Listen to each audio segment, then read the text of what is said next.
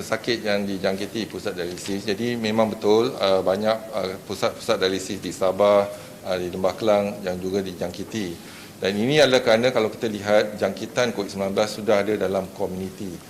Dan apabila datang ke hospital adalah risiko. Kadang mungkin jangkitannya di dalam komuniti, lepas tu datang ke hospital menjangkiti pesakit-pesakit yang lain.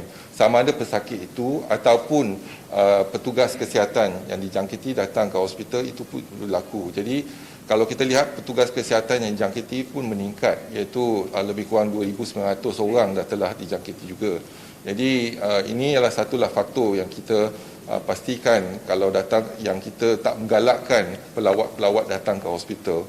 Yang itu yang pertama. Yang kedua, mereka yang kadang-kadang ada gejala datang ke hospital tetapi menjangkiti orang lain. Iaitu sebelum keputusan makmal keluar dan sebagainya. Jadi kita kena ambil tindakan-tindakan iaitu untuk pencegahan, untuk memastikan kita tidak dijangkiti. Ini kita kena patuh kepada SOP. Setiap petugas kesihatan ada SOP, setiap jabatan ada SOP dan sebagainya. Kita kena patuh kepada itu. Jadi kalau permulaan pada gelombang ketiga, kita lihat jangkitan adalah tinggi di kalangan iaitu warga asing ataupun pekerja asing. Iaitu ketika itu 63% ialah petugas ataupun pekerja asing dan 37% warga negara Malaysia.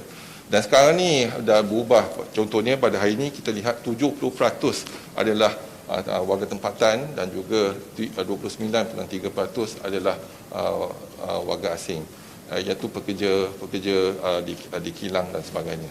Dan juga kita telah menjalankan saringan kepada pekerja-pekerja warga asing, iaitu setakat ini ialah 142,009 ujian telah dijalankan dan kes yang positif dikesan ialah 2,846, iaitu 2%.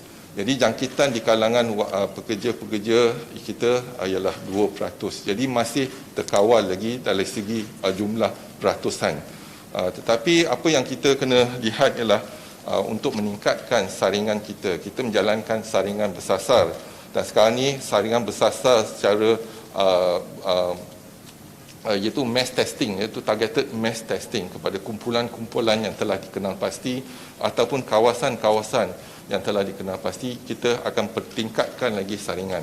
Dan saringan kalau kita gunakan RTK antigen, ramai yang tak sedar yang kita telah menggunakan RTK antigen bermula pada bulan 16 bulan Mei 2020. Kita telah pun, kalau mereka yang ingat, kalau 14 April kita masih menjalankan ujian iaitu IMR untuk melihat ketepatan ujian tersebut. Pada 1 April 2020 ketika tu ujian tu baru 30 ataupun 40% tak accurate.